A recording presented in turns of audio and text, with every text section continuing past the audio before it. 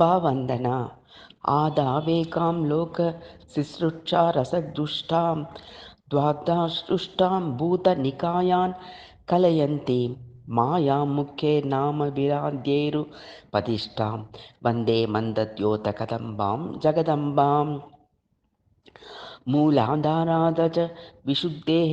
प्रविभुक्तां शाब्दीं सृष्टिं पात्रविशेषात् घटयन्तीं श्रौतैः स्मार्तैः पौरुषस्तुक्तेरुपगीतां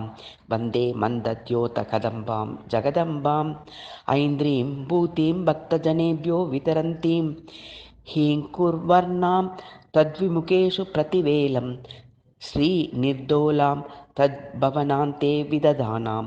वन्दे मन्दद्योतकदम्बां जगदम्बां किं बन्दूकैः किं न जपाभिः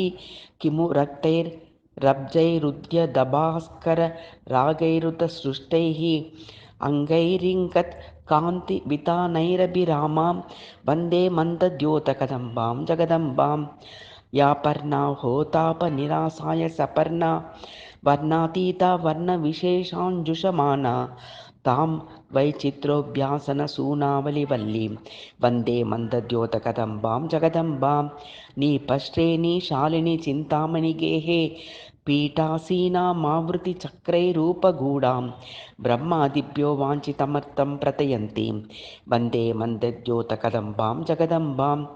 स्फूर्जत्सान्द्रो मोदतरङ्गावलिलीनैर्रक्षामाप्तां षोडशमुख्यैरुपचारैः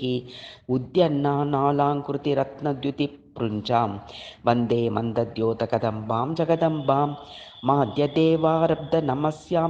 निकुरम्बां व्यापच्चैलच्छेदविलक्षीकृतशम्भाम् आज्ञादानन्दालोन ह्यद्याधरबिम्बां